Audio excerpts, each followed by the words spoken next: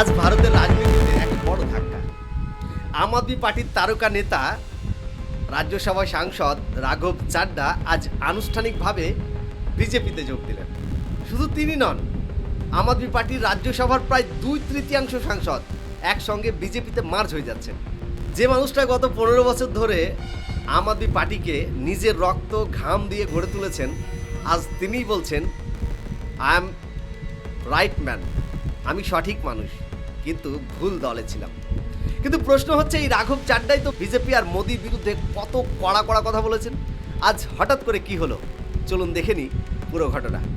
The party, because that technically would have been a joining. What we are seeing now, Sonal, is a merger that. या फिर हम अपने अनुभव को, अपनी स्किल्स को, अपनी पूरी ऊर्जा और एनर्जी को लेकर पॉजिटिव पॉलिटिक्स करें and merge ourselves with the BJP. हम बीजेपी में विलय करके आज पूरी तरीके से अपने सिद्धांतों से, अपने कोर मॉरल और मेरा ये मानना है कि बीजेपी एक गुंडों की पार्टी है, अनपढ़ गुंडों की पार्टी है। वो सिर्फ गुंडागर्दी करते हैं और पेट्रनेज देते हैं गुंडों को। आज तक वो रकम नहीं बनी, मैं साफ तौर पे कहना चाहता हूं, आज तक वो रकम नहीं बनी और वो शख्स पैदा नहीं हुआ जो राघव चड्डा को, आम आदमी पार्टी को या अरविंद केजरीवाल को खरीदे। साफ तौर पे अपने विरोधी আজকের প্রেস কনফারেন্সে রাঘব চাড্ডা স্পষ্ট বলছেন, আম আদমি পার্টি যে দলটাকে আমি 15 বছর যৌবন দিয়ে গড়েছি, সেই দল এখন সম্পূর্ণভাবে তার মূল নীতি মূল্যবোধ থেকে সরে গেছে। এখন আর দেশের জন্য কাজ করে না, ব্যক্তিগত লাভের জন্য কাজ করে। তিনি আরও বলেন, অনেক দিন ধরেই আমি অনুভব করছিলাম যে আমি right man in the wrong party, তাই আজ আমি আম আদমি পার্টি ছেড়ে দূরে সরে যাচ্ছি এবং বিজেপিতে যোগ দিচ্ছি। সঙ্গে 6 জন অন্য রাজ্যসভা সাংসদ একসঙ্গে রেজিগনেশন দিয়ে বিজেপিতে মার্জ হয়েছেন। এটা আম আদমি পার্টির জন্য বড় ধাক্কা। কিন্তু বন্ধুরা, এই একই রাঘব চাড্ডা কয়েক বছর আগে কি বলতেন? তিনি বিজেপি সরকারকে করাপ্ট, অ্যান্টি পিপল বলে আক্রমণ করেছেন। মোদী সরকারের বিভিন্ন নীতি, বিশেষ করে মধ্যবিত্তের উপর ট্যাক্সের বোঝা, দাম বৃদ্ধি নিয়ে তীব্র সমালোচনা করেছেন। রাজ্যসভায় দাঁড়িয়ে কেন্দ্রীয় সরকারের বিরুদ্ধে একের পর এক প্রশ্ন তুলেছেন।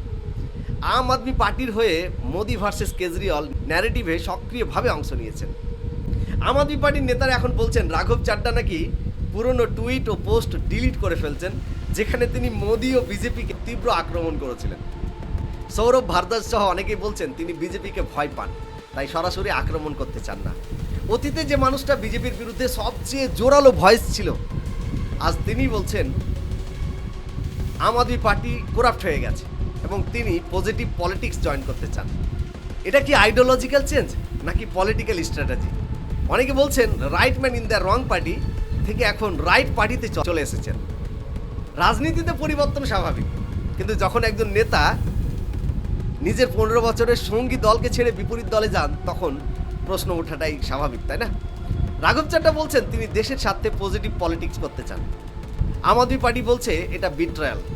আপনার কি মনে হয়, রাঘব চাড্ডা সঠিক সিদ্ধান্ত নিয়েছেন নাকি এটা শুধু সুবিধাবাদ? কমেন্টসে জানান।